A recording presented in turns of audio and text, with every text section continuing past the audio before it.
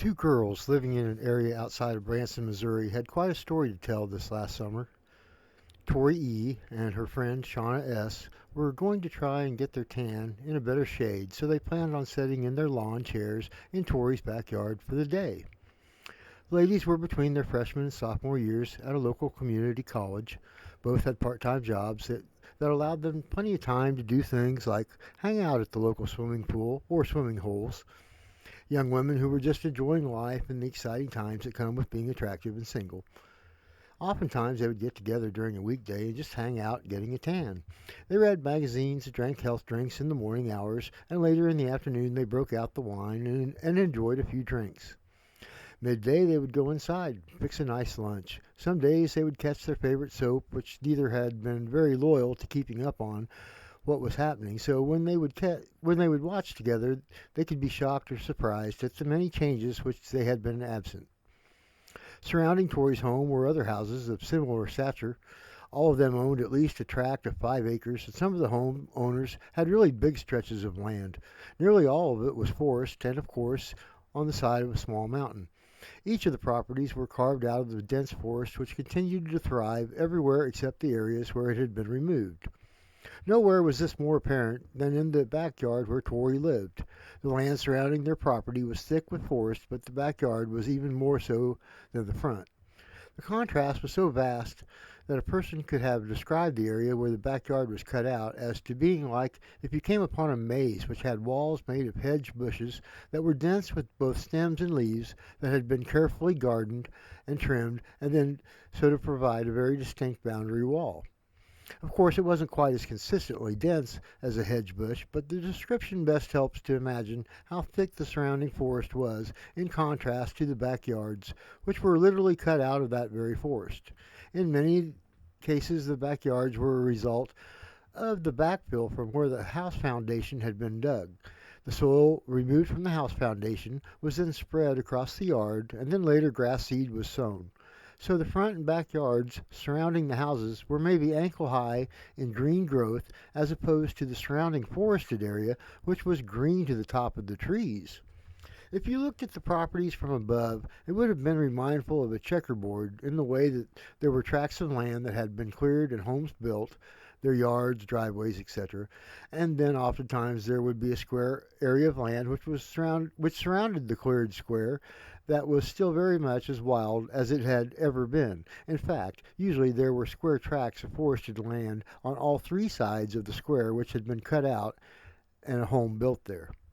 Imagine a large area of land which is thick with forest and then going through that stretch and periodically cutting out a square section of land so that by the time things are finished or near finished, the same stretch of forested land now looks like a checkerboard. Though perhaps with more forested squares than the ones with homes on them, it still gives an idea of what things were like. The homes which were built in the cleared sections were basically just dropped in there right on top of whatever was going on and that had been going on for who knows how long. It was a very different scenario than what is usually the way things happen. Normally, when people move into an area and start inhabiting it, they build neighborhoods where there is one house property right next to another similar house and property, and so on. Meaning by the time the people have moved in, there is little room left for anything else to exist. All the animals move further into the woods. It is likely no different for the Sasquatch. In fact, it is probably more so for them since they are bigger than all the other animals, so it would stand to reason they would naturally require a bigger area of land to themselves than most other animals. Once the humans move in, the area they are thick enough that there isn't room for Sasquatch family to exist and stay in a stealth manner. The area around the Branson is a different story. The demand for land isn't such that it is so hard to come by that people are required to buy small lots. Here they can afford to get larger areas with their houses because the demand for housing isn't overpowering, and that means neither is the demand for land. None of the ground is really good for anything in the way of growing stuff. Sure, there are places which offer a fertile spot to grow a garden, but you won't find any big fields of veggies or fruits. If there are stretches of land which are more suited for growing things, they usually are still only good for growing pasture grass, and maybe it gets cut for hay. Those are usually areas that are generally used just to host cattle. The herd will visit the pasture when it has reached a level of maturity, and at other times the farmer just cuts it for hay. So if you were to drive around the outskirts of Branson, you would see some thick forested areas which were on slopes that could be quite steep in places. Two-lane roads that are quite breathtaking in more ways than one can be used to navigate the area. It doesn't take long to get an appreciation for the local area being not the easiest which a person would encounter. The mountains may not be the tallest, but there are certainly some steep slopes to endure, at least from the point of view of someone who grew up in the Midwest. Now, perhaps to someone who grew up in Colorado, they would have said the area was very tame. The day things happened, it was a warm summer morning. The sun was shining and there wasn't any wind to speak of, but there was an occasional breeze that would blow in, which was what alerted the girls that they had a visitor. The odor which accompanied the hairy beast was very noticeable, so when the breeze came in it carried that stench, which was a combination of the odor which hits you when you first walk into a pet store, plus the offensive scent of cat piss, and finally the sour aroma of swamp mud. That was how the girls described it. They said the odor arrived, causing them to get up from their lounging, and they discussed going inside, but then the odor was gone nearly as quickly as it came, so they decided to stay there and continue their tanning. At some point they began to feel differently, almost euphoric in nature. Both girls said they heard some strange noises that day, but none of them seemed to be threatening in any manner. Mostly they said they kept hearing a gurgling sound. It was similar to the sound of bubbles popping one right after another in a machine gun approach. They said they felt a calm which at the time neither attributed their mood to anything but normal. They didn't realize their mood had been changed to such a casual manner. If you have a feeling of calmness come over you when you are relaxing, it is a natural expectation and a natural result to that expectation. You simply don't jump to the conclusion that something is affecting your mood, which it remains to be said if that may or may not have been the case. The story provided by the girls just notes that on that morning, for some reason, they both felt very relaxed, even when that odd and unpleasant odor arrived.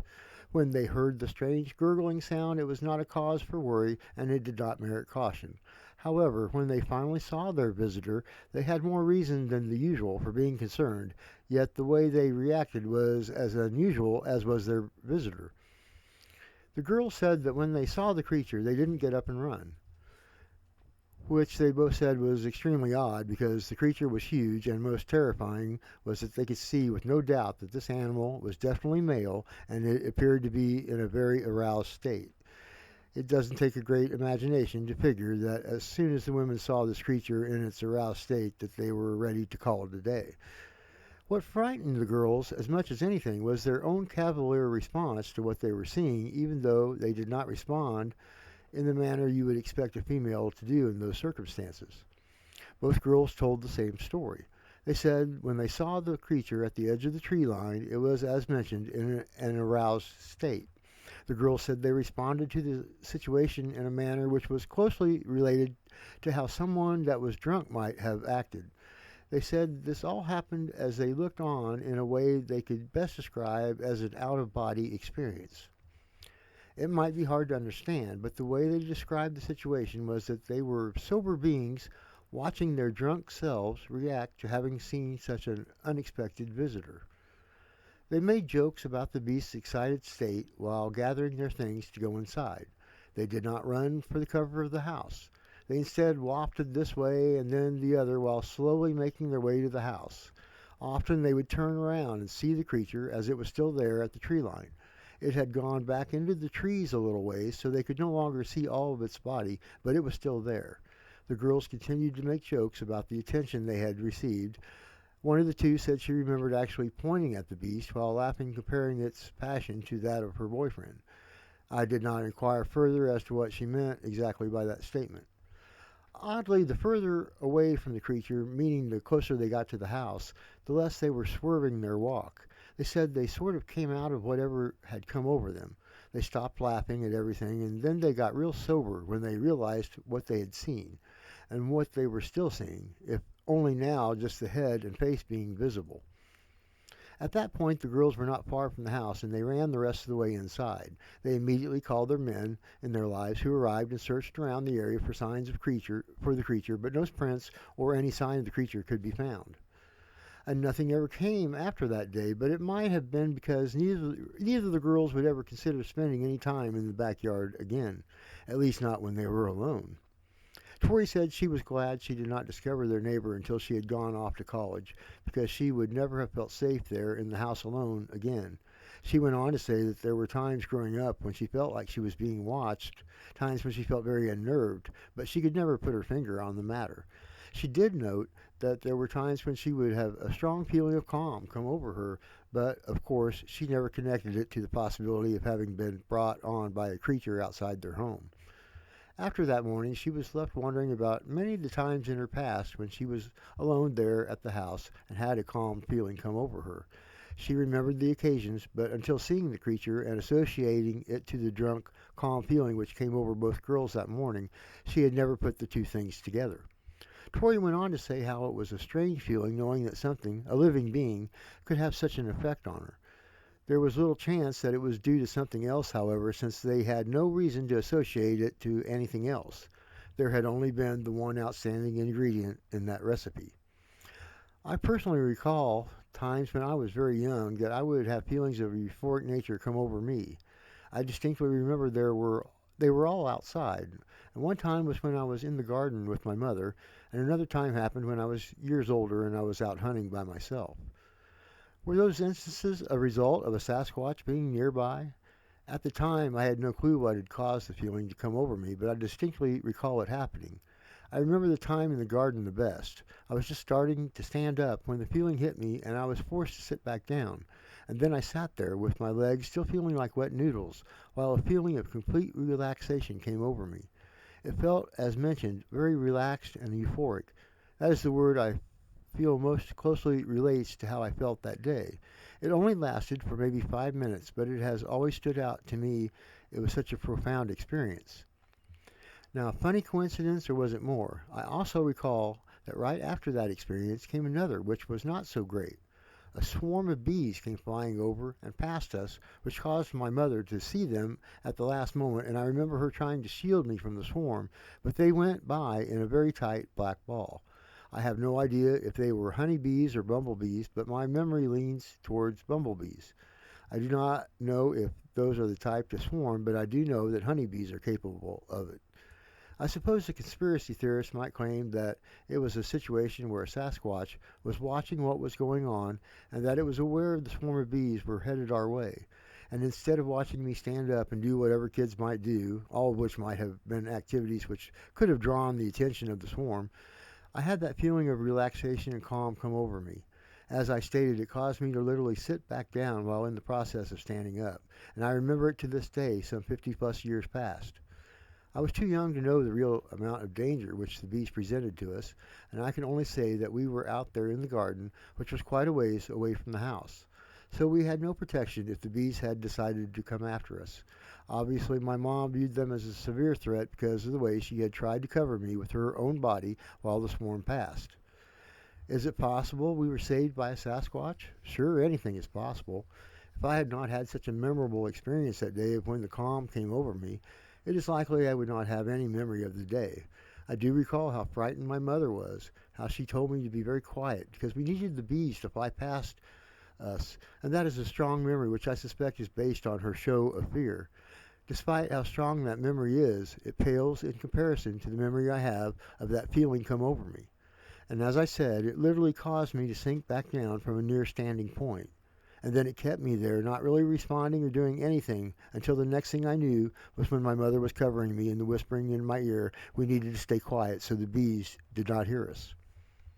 Nature is strange. Most of the time, it's unforgiving and unmerciful. There are, however, documented instances where an animal has made an obvious and clear effort to save another animal, even in some cases of saving other species. The day the girls had their experience was likely just a young Sasquatch who had the same problems every 12-year-old human boy endures, an inability to control functions of the body which has just recently revealed themselves. Animals have no sense of shame, so it makes for a combination of events which would upset any father and have them guarding their properties with rifles and an attitude. Nothing more ever came from that one-time flashing, if that is how you would prefer to term it. According to the girls, they wrote me with the story, the neighborhood still has weird noises in the night, which do not match that of any known critters. They stated this is known from reports they got from their neighbors. Neither of the girls has stayed overnight at that house since the day they saw the hairy beast. Tori says her parents still live there and have had no problems, but she won't go back. Not for the night. She said she is somewhat uncomfortable just visiting during the daylight hours. Her last words to me were, quote, I wasn't afraid of it that day, at least not while I was out there with it.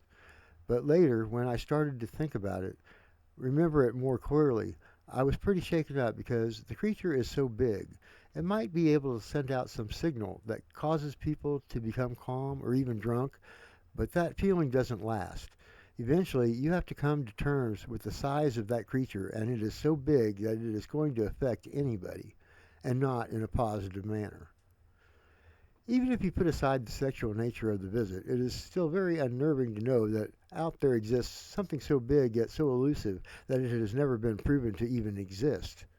Despite everything, no matter how surreal it might seem, that deep down in your own heart you know the beast exists because you have seen it with your own eyes, smelled its obnoxious odor, and been affected by whatever strange hold it casts over people. Thank you for visiting. Please hit the subscribe and like button on your way out. It is appreciated. Godspeed to all.